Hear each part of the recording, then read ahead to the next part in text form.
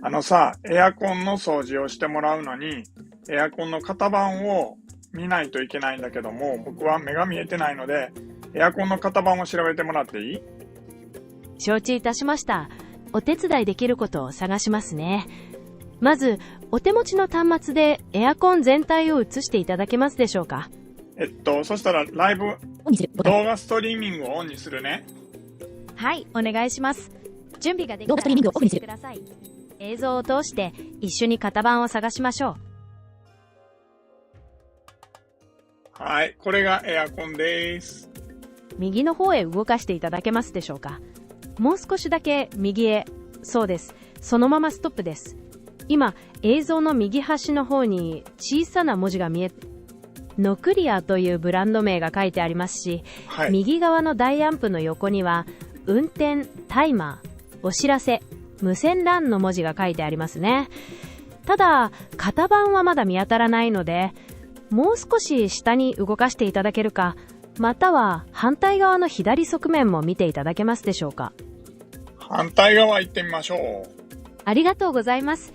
今、カメラが左の方に動いていて、エアコンの側面に近づいていってますね。もう少し端末を左の方に動かしていただけますでしょうか？側面の平らなところにシールが貼ってあることもあるので。シールね。ここの、ちょっと待ってよ。これはどうだ？はい、ありがとうございます。今、型番のシールが映っています。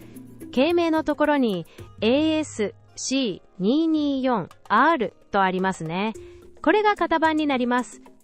このシールさ、結構大きなシールだけど、他には何が書いてるの？そうですね。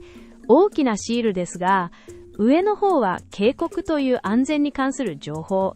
その下は先ほどの ASC224R- という型番。そして下の方は製造番号や発売した年、あと電気の特性なんかが書いてあるんです。商品名、ノクリアだっけ？これがこの商品名になるのね。